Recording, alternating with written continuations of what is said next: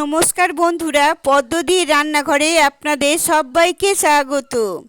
আজকের আমি আপনাদের সাথে শেয়ার করে নিচ্ছি খুবই ইজি এবং ভীষণ সুস্বাদু এবং খুবই চটজলদি বানিয়ে নেওয়া যায় এই রকম একটা রেসিপি। হ্যাঁ, ঠিক তাই। আজকের আমি আপনাদের সাথে শেয়ার করে নিচ্ছি লোটে মাছের পকোড়া। এই মরশুমে কিন্তু লোটে মাছ প্রচুর পরিমাণে পাওয়া যায়, খেতেও কিন্তু খুবই ভালো লাগে। এই লোটে মাছের পকোড়াটা কিন্তু গরম ভাতের সাথে এবং ডালের সাথে অথবা আপনারা চাইলে কিন্তু সন্ধ্যের স্ন্যাক্সে সেও এটা খেতে পারেন, ভীষণ ভালো লাগে। চলুন তাহলে দেখে নেওয়া যাক লোটে মাছের পকোড়ার রেসিপিটি।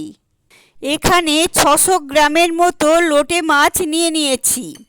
লোটে মাছটা ভীষণ ফ্রেশ ছিল এবং বড় বড় ছিল।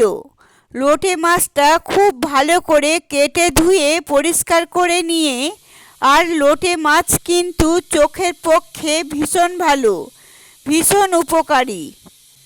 দেখুন, আমি লোটে মাছগুলোকে সুন্দর টুকরো টুকরো করে পিস করে নিয়েছি। এখন এই ছোট ছোট পিস করে নেওয়া লোটে মাছগুলোর মধ্যে দিয়ে দিচ্ছি পরিমাণ মতো নুন, আর দিয়ে দিচ্ছি গোলমরিচের গুঁড়ো 1 চা চামচ, আর এর সাথে দিয়ে দিচ্ছি চায়ের কাপের 1 কাপ কর্নফ্লাওয়ার, আর ওই একই কাপের হাফ কাপ ময়দা,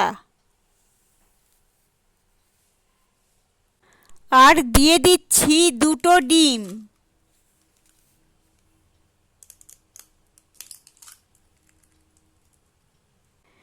এবং এর সাথে দিয়ে দিচ্ছি হাফ চামচেরও কম বেকিং সোডা।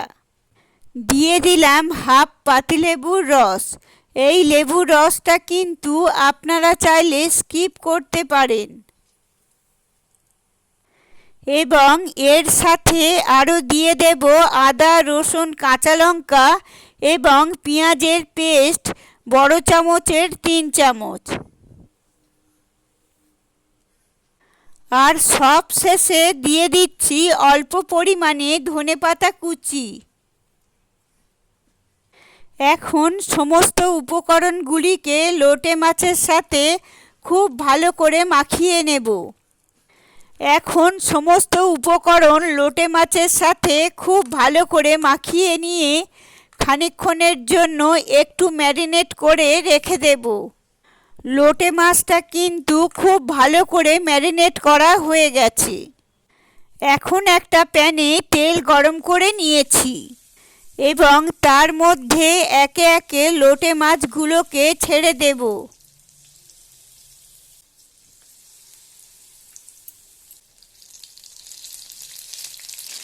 এবং খুব ভালো করে লাল লাল করে বোথ সাইড একটু ধিমে আঁচে ভালো করে ভেজে নেব।